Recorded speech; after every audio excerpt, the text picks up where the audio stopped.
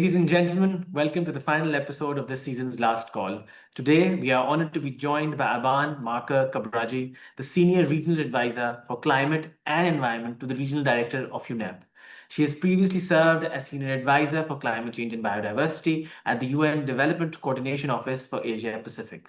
Her efforts, especially in leading the UN One approach in Pakistan, culminated in the development of the Living Indus program, a landmark initiative and arguably Pakistan's biggest success story in ecological restoration. Her vast experience with leading nearly 300 organizations and more than 70 environmental initiatives across the globe paint a story that is extremely checkered with success, making her a leader in development, conservation, gender, culture, and sovereignty, all of which we'll be discussing with her today. So, with that, it's an honor, Aban. Welcome to the show. Thank you. So, Aban, to start off, I think you were the first biologist and the first ecological conservationist we've had on this iteration of the last call. So, for our viewers who are not as ably skilled in the world of climate, can you please tell us a bit about this field and why is it so important in today's landscape? I think in order to respond to that, I would just say, look around you today. Look at the heat in most of our cities. Look at the unpredictability of the rain and the storms that are being predicted by the meteorological department over the next week. Why is it important? Because it's impacting every aspect of our lives. Climate change is fundamentally affecting the relationship we have with the world around us. And that means the economy around us, the lifestyles we live, and how we're going to plot our future in this country and on the rest of the globe. So it's extremely important. It's existential in terms of survival for any human being, and in fact, any life form on the planet today. For sure. And can I just also request you to tell the viewers a bit about, what is it that you do? What is that you've really focused on for the last 4 decades as a professional? Well, I started in Pakistan many years ago, and I started off initially working in private business and pharmaceuticals, then moved to government, to the wildlife department, because I always had a great respect and fascination with the natural world. And that led me to conservation and eventually to work in WWF and IUCN, which are two of the world's leading conservation organizations. And at that time, conservation, I'm going back now almost 40 years, was seen largely as protecting nature. It's shifted considerably from that perspective and is now very much part of central to the development agenda. And now I would say even more to the long-term economy and survival of the planet as we know it today, in terms of economic survival, where the links have been made between the natural resource base upon which we all life depends and how we actually work our economic models. The original economic models were extremely extractive. There was a sense that the world, the earth, the oceans were bountiful, and you could plumb them and use them and exploit them indefinitely, that nature's bounty was infinite. That, I think, came up as a very shock and reaction somewhere in the late 1990s, when it was understood by science, which had been saying it for quite a while, that there was a great deal of cost in that model that we were using, the extractive model.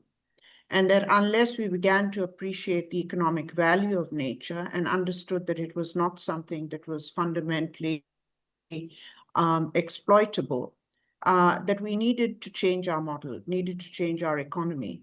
And that's really when we've shifted to the idea of sustainable development.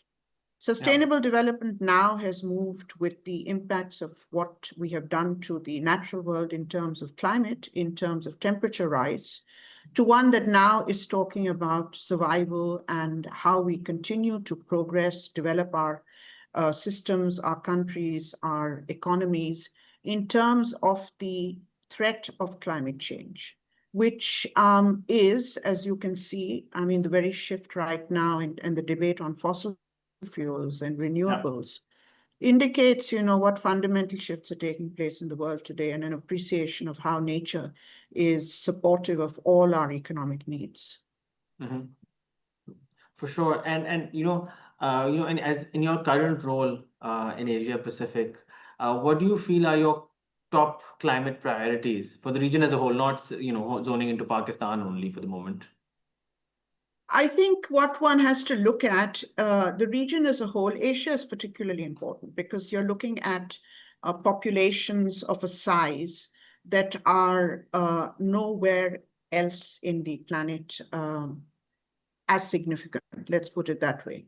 We have the highest population counts of any country. We also have some of the worst poverty levels. So you've got, in a sense, an economic north and an economic south in Asia. And depending on which country you're in, or even depending on where you are in a particular country, which social strata you're in, you're dealing with all the different tugs and pulls of the two dimensions at any given time. So, the answer to your question in terms of China is very different to your answer in Sri Lanka or Bangladesh or Pakistan, because it depends a great deal on the geography, the economy, and the population sizes of the countries you're talking about. So it isn't a one size fits all in terms of the response, in terms of, say, the UN response, which is what I'm dealing with in a number of countries. But there is a certain common approach which one can apply. And you mentioned about, one UN. And what the UN is basically trying to do is to see how best the United Nations with its agencies, through the resident coordinators who are heads of the UN in any country, can respond to a particular country's economy in terms of the climate. How does it respond? And that's where the phrase that the Secretary General put in a few years ago came about, the triple planetary crisis, which is essentially the crisis of climate change, biodiversity loss, and pollution.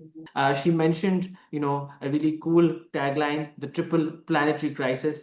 That's something I'm really, really interested about, and I'm sure that all of us on call here today will really learn a lot from it. Aban, can you talk a bit about, can you break it down and can you just explain to the viewers at a very macro level first what it is about, and what are you working on it? And the prosperity of the country and its populations, you're looking at the Indus Basin. And that in turn led to the development some years ago, conceptually as an umbrella program of the Living Indus Strategy. Now, the Living Indus Strategy is essentially an assessment that shows what impact climate is having on the Indus Basin, what impact it's likely to have, and how best one can start shifting the way we have managed the basin for the last 200 years to a new model of management, if you like, a new model of development. Now, this is predicated on two systems that affect us and affect, in fact, all countries in the South Asian region, one of which is temperature, and the second is the monsoons, and they interact one with each other.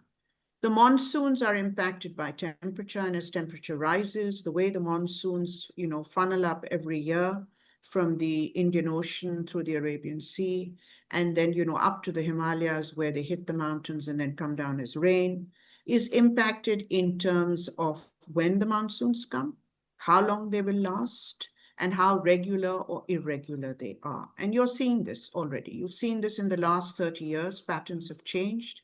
There is no seasonal predictability as there was before. The second is the temperature and the impact it has on the melting of our glaciers up north on the mountains. So what used to happen, and with a fair degree of predictability, again, up to 30 or so years ago, when the climate impacts really started hitting, with the constant rise of, the use of fossil fuels and what went into the atmosphere, you saw a change. And the temperature gradient, as it began to shift upwards from the 1.5, where we want to keep it at, and, lower than that as it was, that impacts the melting of the glaciers. Now, there used to be a predictability that every spring at a certain point, the temperature went to a certain degree, and at that point, the glaciers melted, and every autumn, it went low to a certain degree, and the glaciers froze again. And you had a general sense as to how much melting would take place during that period, and that fed your rivers. So your two most important sources of water, the monsoon and the melting of the glaciers, because of temperature, have now become extremely unpredictable. And because of that, you get floods, you get rains, you have a sense of unpredictability in terms of temperature rise, and therefore unpredictability in terms of the extent and volume of what you're dealing with in either case. Now, the unpredictability gets more and more intense with every small rise of temperature. And the models that are out there show that this unpredictability generally will go in one way, which essentially means more melting, more longer stretches of either drought or rain, and less ability to predict, therefore, what the water will do and what volume it will come in year on year. Now, the development of the Indus Basin and Pakistan's irrigation system was set up about 200 years ago on a model of predictability. That model is no longer valid. Therefore, we're struggling right now with an irrigation system and an assumption that the rains will come at a certain time, at a certain volume, the glaciers will melt at a certain time, and they will at a certain volume, and therefore the dams will fill, the rivers will flood, but predictably, and there will be a sense of how you would work your agriculture, your irrigation systems, your water supply, and so on and so forth. We've learned a lot so far in this segment, in the last two segments, and actually now putting it towards my favorite topic, the most I was excited about, something that she mentioned in the last segment, the Living Indus Initiative. I think it's, an absolutely brilliant piece of development work, and it's something that Pakistan has taken globally and taken pride in. I think it's been a beacon of hope, and Aban is someone who's really played a key role in shaping it and bringing it to life. So, Aman, can I just request you to, describe the Living Indus Initiative and, just explain the core vision behind it? So the core vision is essentially that with the Living Indus program, which is an umbrella program, there are a number of interventions. And if those interventions are executed, one will be developing a different management model for the Indus Basin. Some of that has started, particularly at the provincial level, and a lot needs to be done. Now, that is underpinned by the National Adaptation Plan. And both the Living Indus Strategy and the National Adaptation Plan are plans that have been gone through cabinet, accepted by the federal government, and have been rolled out in the provinces, to some extent more successfully than others, but they are government plans. And I think the challenge now is to see how best one can execute both the strategy and the National Adaptation Plan in terms of making the sorts of changes that are necessary to make the basin sustainable. And it's not going to be an easy task, because into the way the basin is currently managed, in its current status, there is no adaptation capability. There is no policy imperative which says that, in order to ensure that we can keep the Indus Basin sustainable for the next 30, 40 years, we need to start stopping the development, for example, of urban settlements in the floodplains.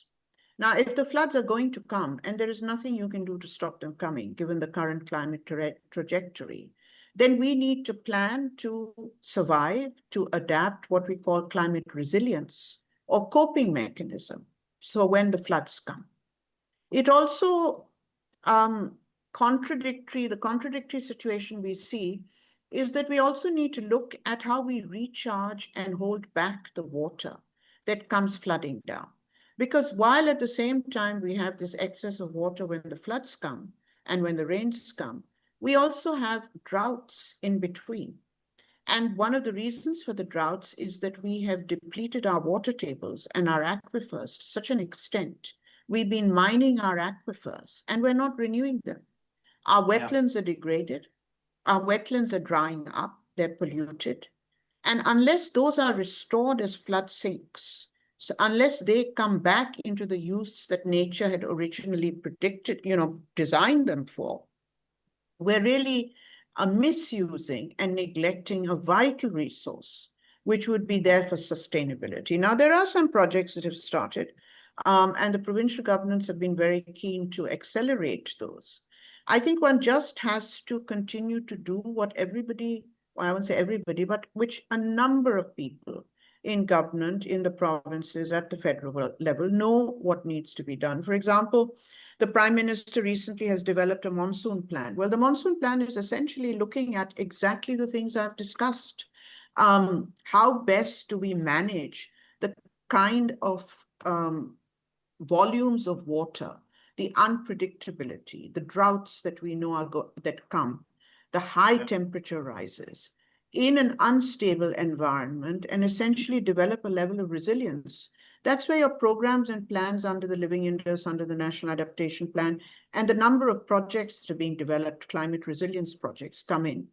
It's a question of knowledge. It's a question of public endorsement, demand, and to a great extent also just having to change the model, which means vested interests that are currently looking at agriculture to remain as it currently is frankly just not feasible. And those vested interests will have to see that for their own long-term survival, they're going to have to change the models, and government needs to build in the incentives to support that kind of change. Because clearly it's going to have to be, a bit of a carrot and stick approach. You're not going to get change otherwise. So, I mean, other countries have done it, China in particular, and there are others who have done an extremely good job about making this kind of energy transition, about making this kind of transition to much more sustainable use. And there is really no reason why Pakistan should not as well. So I think that's really the message I'd like to give. It's possible. We know what the answers are. We know what the problems are. We know what the solutions are. Yes, we have resource constraints. Yes, we have capacity constraints, but nothing that is not possible to deal with once one has the right political will and policies in place to do so. We have with us Saban, who's been really insightful in talking about the Living Indus, her work with the UN, the genesis of, how she came into all of this. Before kind of closing off today, I'd want to generate some excitement for the Breathe Pakistan conference that's coming up next week, the 6th and 7th of May. I'm really excited to hear Aban speak on the podium there. Before I get into a specific question, I do want to ask you, how important do you think this public awareness angle is, given that you've, just talked about the public pressure that needs to exist? How do these things go hand in hand? Well, let me go back to the first conference last year. When I was in my conversation with Dawn about the conference, initially I thought to myself, why would a media house want to get into a conference on climate change? What added value can they bring? And, everyone talks about climate change. Everybody has a vague idea what it means. But what is the value added of a group like Dawn? And it became very apparent that the value added is not just information dissemination, although I think that's extremely important, but it's also the advocacy element. And the media has an outreach to the general public, which the science does not, and government does not, and nobody else does, frankly. It's only the media that has that kind of outreach, whether it's social media, whether it's, the press, whatever it is, that has the kind of outreach. So it's information, but it's advocacy. And Dawn took this on extremely well with the kind of campaigns they've done. And if there's one thing I've recognized and which I want to endorse very strongly, it's the consistency of the campaign and the message. There is a danger in any campaign, in any advocacy stand, that you do a one-off. You do a big hoopla, it's a big messaging, and then everybody forgets about it. Messages like that of climate, of the science that is, and the, existential threats that we're facing need to be consistently drummed in with evidence, with advocacy, with a level of professional proficiency, if you like, in order to make them something that people begin to believe and rely on. There's a credibility factor. And I think what is very encouraging between the last conference and the next one that is coming in is there are 2 points. One is that between that conference and this, there were mini conferences that dealt with certain sectoral issues, for example, with population, with health, and so on. And therefore, drilled into what was behind the climate aspects and with the impact of climate on different sectors, and therefore built a knowledge base and also brought in different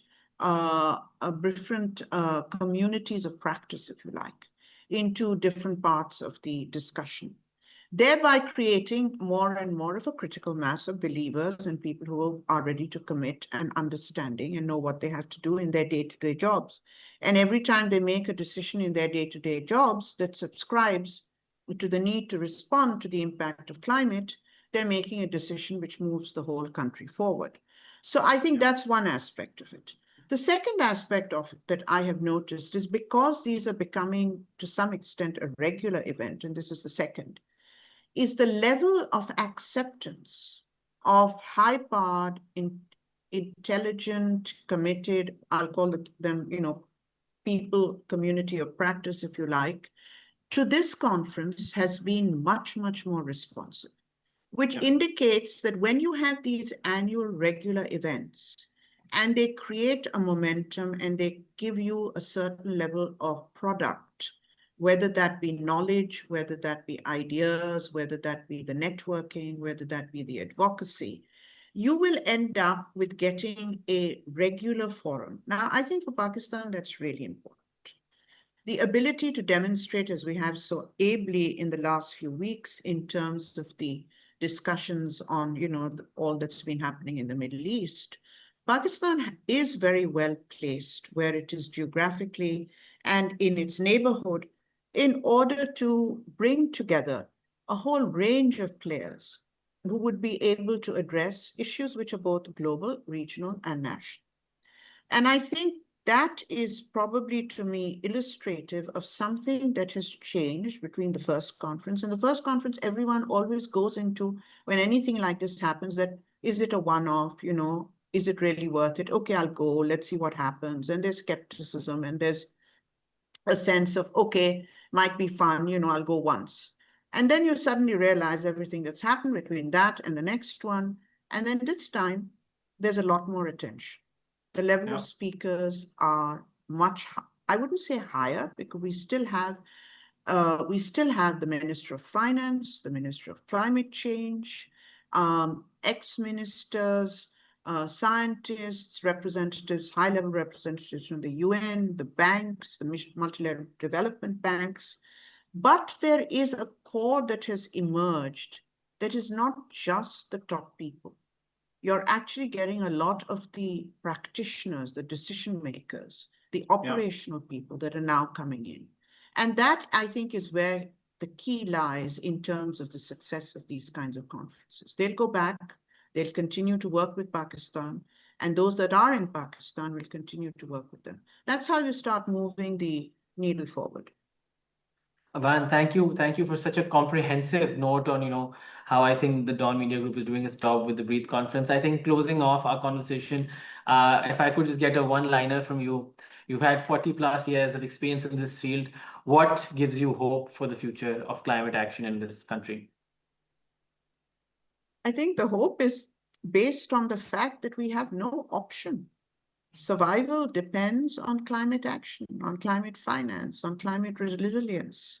Nobody wants to walk away from this world saying, I didn't do my best to make sure it's a better place that I leave behind.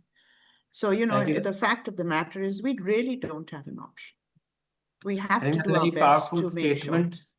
a statement that I think all of us should, really inculcate in our lives and try to make a difference where we can. Thank you so much for being with us today. It's been an honor, and I hope to see you next week in Islamabad at the conference. Viewers, thank you so much for watching our series of The Last Call this season, and hope to see you all again soon. Thank you. Signing off.